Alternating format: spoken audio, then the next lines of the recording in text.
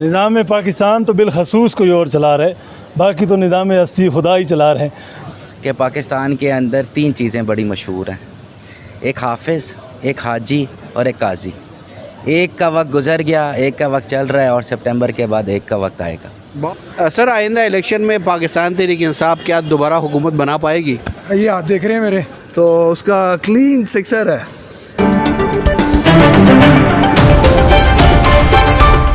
बिस्मिल्लाहिर्रहमानिर्रहीम। अस्सलाम वालेकुम नाज़रीन, मैं हूं इब्राहिम और आप देख रहे हैं लबे आज़ाद टीवी। इस्लामाबाद के एक मुकामी मार्केट में मौजूद है। ये है क्या पाकिस्तान तहरीक इंसाफ आइंदा इंतखाबात में दोबारा हुकूमत बना पाएगी या नहीं, ये एक हमारा सवाल होगा। आइए बात करते हैं, पब्लिक ओपिनियन लेते हैं। ये बता दीजिएगा कि क्या आइंदा इलेक्शन में पाकिस्तान तहरीक इंसाफ दोबारा हुकूमत बना पाएगी? जिन्होंने क्रश किया है वो क्यों आने देंगे? सवाल ये है कि आना तो चाहिए, किसी भी पॉलिटिकल पार्टी को इलेक्शन के प्रोसेस से दूर नहीं रखना चाहिए, लेकिन फ़िल वक्त जो हालात हैं वो तो ये बता रहे हैं कि पता नहीं बैलेट पेपर में भी वो कोई पार्टी आएंगी या नहीं आएंगी। इस तरह की पार्टियां जो कि क्रश की गई हों, माजी में भी की जाती रही हैं बहुत सारी पार्टियां, और अब भी कोई अगर एक पार्टी निशाना बनी है तो हम तो ये कहते हैं कि अव्वल तो सबको जमहूरी हक़ है कि वो पार्टी इलेक्शन लड़े, और बाकी पीटीआई के लोग बता सकते हैं कि आया उनकी कारकर्दगी इस तरह की है कि हुकूमत उनको वोट डालेगी, आवाम उनको वोट डालेगी। तो अगर 3-4 साल जो हुकूमत की है उसकी कारकर्दगी के पेश नज़र देखा जाए तो ये सारी पार्टियां जितनी भी हैं वो सब की सब एक दूसरे का अक्स हैं, और इनको लाया जाता रहा और एक ही तरह की कारकर्दगी जो स्क्रिप्ट आता है उसके मुताबिक परफॉर्म किया जाता है। तो अगर पीटीआई ये समझती है कि 4 साल में उन्होंने को डिलीवर किया है और उसके मुताबिक उनको वोट पड़ सकता है, तो हर पार्टी को हक़ है कि वो अपनी कारकर्दगी की बुनियाद पर हुकूमतें भी बनाए और इक़्तिदार के मज़े भी लूटे। अच्छा, एज ए पाकिस्तानी मेरा एक ये सवाल बनता है कि कोई भी पार्टी हो, चाहे पीपल पार्टी हो, चाहे मुस्लिम लीग नून हो, चाहे जमात इस्लामी हो, चाहे अवामी नेशनल पार्टी हो, चाहे पाकिस्तान तहरीक इंसाफ हो, कोई भी पार्टी हो, जब उनके ऊपर बुरा वक्त आता है ये जो पार्टी है वो पीछे बैठ जाती है और वो तालियां बजाती है, एक पार्टी अकेला मैदान में छोड़ देती है। ऐसा क्यों हो? बात ये है कि मुश्किल वक्त आता क्यों है, ये पहले स्क्रिप्ट मानते हैं, जो स्क्रिप्ट इनको आता है उसके मुताबिक ये परफॉर्मेंस देते हैं इक़्तिदार के अंदर, और जब ये इनको इक़्तिदार से वो जिन्होंने लाया होता है वो तय कर लेते हैं कि मियाँ अब आपका दिन ख़त्म हो गया, अब आप छुट्टी करें। जब छुट्टी का वक्त आता है चीखना चलाना शुरू कर देते हैं, फिर उसको मुश्किल वक्त कहा जाता है। बात ये है कि मुश्किल वक्त कतई तौर पर नहीं आएगा अगर ये अपनी जो सियासत है वो सियासत का मेंबर और महवर आवाम को बनाएं, ना कि ताकतों की तरफ देखा जाए कि जी हमें ये मंजूर नज़र हम होंगे तो हम इक़्तिदार में आएंगे, और अगर ताकतों ने मंजूर नज़र नहीं किया तो हम इक़्तिदार में नहीं आ सकते। तो कोई भी पार्टी है, चाहे PMLN हो, पीपल पार्टी हो, PTI हो, ये सब अपनी अपनी बारियों पे इक़्तिदार के मज़े भी लूटते हैं, फिर अपनी अपनी बारी इनकी आती है मुश्किल वक्त की भी। तो ये मुश्किल वक्त और ये इक़्तिदार ये तयशुदा होता है, तो इस पर मेरे ख्याल में रोना धोना नहीं बनता, ना किसी की खुशी बनती है। आज जो खुश हैं इनकी भी कल बारी आएगी। अगर ताकतें चाहेंगी शहबाज शरीफ को एक आज जो खुश है बड़ी बड़ी पार्टी की बात करो, कल ये रो चुकी है, उसका रो चुकी, माजी में भी रो चुके हैं, आगे भी रोएंगे। ताकतों ने तय करना है, इस्टेब्लिशमेंट ने तय करना है कि इन्होंने एक रात गुजारनी है आज वाली या नहीं गुजारनी। अगर उन्होंने तय कर लिया कि रात 12 से 12:01 भी नहीं हो सकता, तो शहबाज शरीफ साहब उधर बैठे होंगे जाती उम्रा में। अगर तय हो गया भाई इमरान खान ने बनी गाला 12 बजे के बाद 1 मिनट भी नहीं बैठना, तो इमरान खान को लपेट के भेज दिया गया आपके सामने।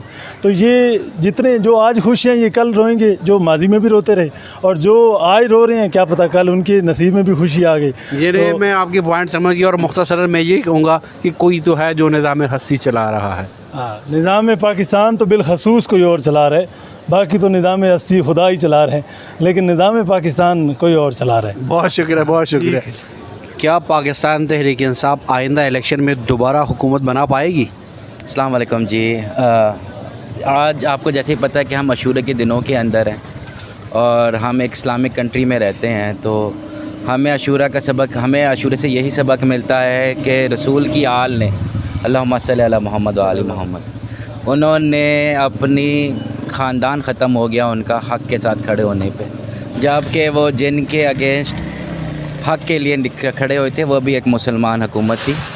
वहाँ पे दोनों साइड्स पे नमाज भी अदा हुई थी, और जिन्होंने कत्ल किया उन्होंने भी दुरूद पाक के अंदर अल्लाहुम्मा सल्ली अला मोहम्मद व आले मोहम्मद ही बोला, बट फिर भी उन्होंने रसूल की आल का ख्याल ना किया। तो मेरा सिर्फ़ मतलब हमें तो हक़ के साथ खड़ा होना चाहिए। मेरा सिर्फ़ यही जवाब होगा, मेरा यह सवाल भी होगा आपसे कि क्या इलेक्शन से और क्या लोगों के वोट से हुकूमतें बनती हैं। तो अगर बनती हैं तो फिर सभी को उसका आंसर पता है, अगर नहीं बनती तो ये हम सब के लिए एक सवाल है कि फिर हम वोट क्यों देते हैं। और हमारी इकॉनमी जो इतनी, एक ऐसा मुल्क जहाँ पे इकॉनमी बहुत मतलब रिसेशन में चल रही है, इन्फ्लेशन इतनी ज़्यादा है, तो हम फिर इलेक्शंस के अंदर इतने पैसे क्यों ज़ाया करते हैं। यानी हमारे यहाँ आपका कहने का मतलब है कि हमारे यहाँ इलेक्शन नहीं, सिलेक्शन होती है। तो ये सिलेक्शन कौन करता है? जो सिलेक्शन करते हैं उन सबको पता है, जिसके लिए फिर वीगो डाले भी आ जाते हैं। यह हक की बात है। और हाँ, रेड लाइन नहीं क्रॉस करनी चाहिए, हम मानते हैं रेड लाइन नहीं क्रॉस होगी, बट बात यह है कि वो भी अपने आप को फरिश्ते तो ना कहें। अगर वो ये कहते हैं कि अगर वो उन्होंने भी तो उसी तरह कॉन्स्टिट्यूशन को ब्रेक किया जिस तरह हर कोई पार्टी करती है, बिकॉज उन्होंने भी कॉन्स्टिट्यूशन के अंदर अपना वोट दिया हुआ है कि we won't be political, but अब तो सब के सामने एक्सपोज हो गई हैं, सबके सामने चीज़ें एक्सपोज हो गई हैं। एक मेरे दोस्त से मेरी बात हो रही थी, उसने बड़ी अच्छी बात की कि पाकिस्तान के अंदर 3 चीज़ें बड़ी मशहूर हैं, एक हाफिज़, एक हाजी और एक काजी। एक का वक्त गुजर गया, एक का वक्त चल रहा है और सितंबर के बाद एक का वक्त आएगा। बहुत शुक्रिया, बहुत शुक्रिया। सर, पाकिस्तान तहरीक इंसाफ आइंदा इलेक्शन में दोबारा हुकूमत बना पाएगी?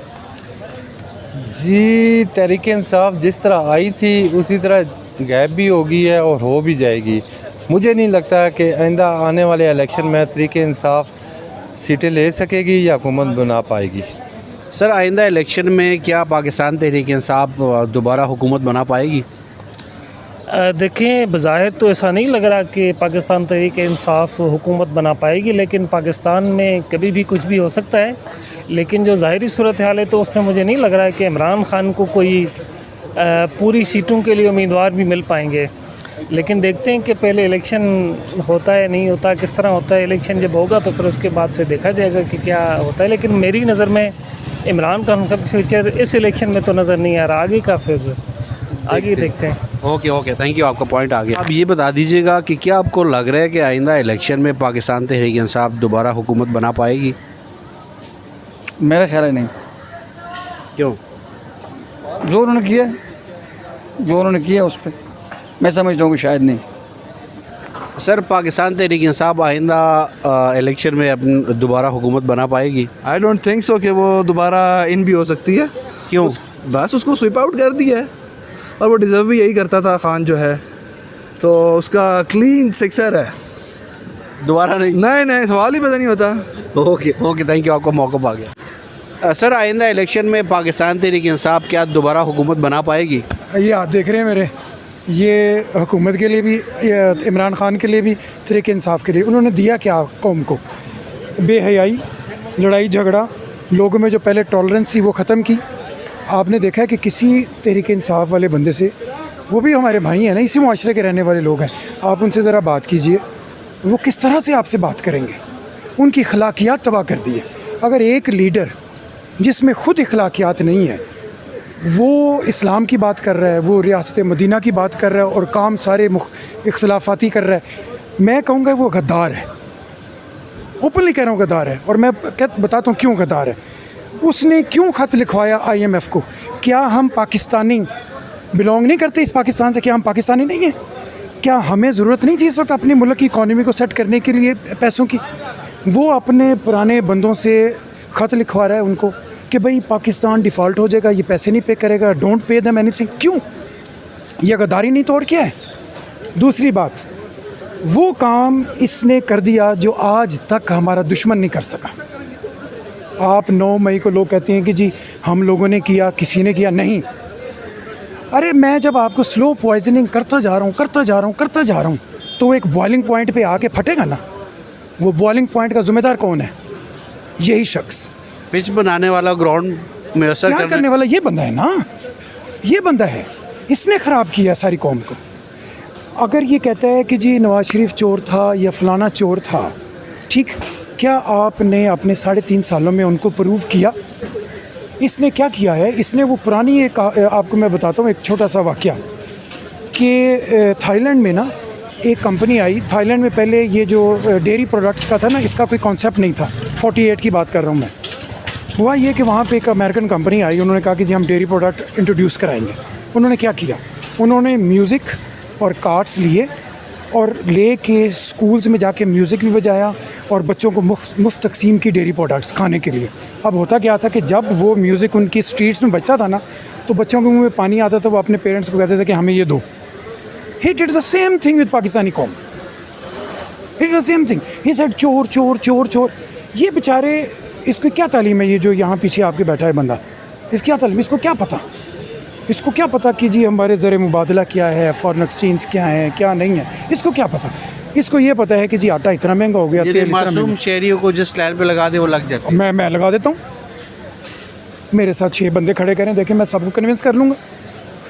ये तो देखो मैं उसको एक ओरेटर कह सकता हूँ। He is a good speaker और he was a good cricketer.